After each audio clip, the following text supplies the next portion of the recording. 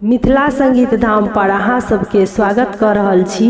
हम अमृता झा एकटा प्राति गीत गाबि रहल छी। अहाँ सबके गीत नीक लागे तो वीडियो के लाइक करब और केहन लागल से कमेंट में कहियो। और जे चैनल के सब्सक्राइब नहीं केने छी हुनका से आग्रह कि चैनल के सब्सक्राइब करू और जे चैनल के सब्सक्राइब कऽ देने छियै हुनका बहुत बहुत धन्यवाद। जय मिथिला, जय मैथिली। हर हर कही कही गौरी जगावती, हर हर कही कही गौरी जगावती। उठहु प्राणपति भोर भई, उठहु प्राणपति भोर भई। बम बम कही कही शिव के जगावती, बम बम कही कही शिव के जगावती। उठहु प्राणपति भोर भई, उठहु प्राणपति भोर भई। कमंडल सोटा बगल में राखल, कमंडल सोटा बगल में राखल।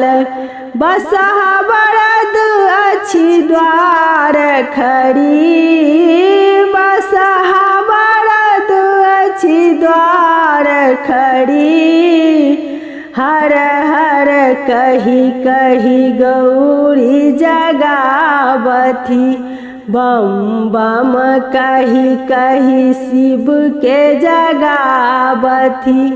उठहु प्राणपति भोर भई, उठहु प्राणपति भोर भई। तीन लोक के दाता शंकर, तीन लोक के दाता शंकर। किनके ध्यान में मगन भई, किनके ध्यान में मगन भई। हर हर कही कही गौरी जगावती, बम बम कही कही शिव के जगावती। उठहु प्राणपति भोर भई, उठहु प्राणपति भोर भई।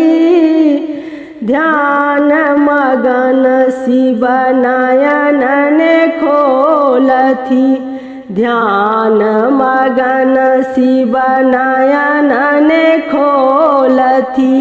लक्ष्मी नारायण देखाए रही, लक्ष्मी नारायण देखाए रही।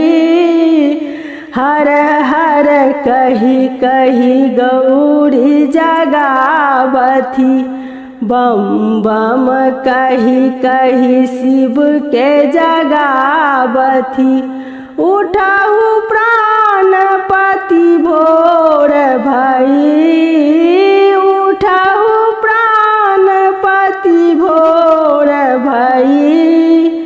परम ब्रह्म परमेश्वर स्वामी, परम ब्रह्म परमेश्वर स्वामी।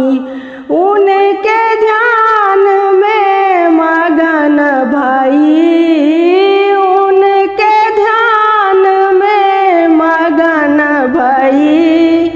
हर हर कही कही गौरी जगावती, बम बम कही कही शिव के जगावती। उठहु प्राणपति भोर भई,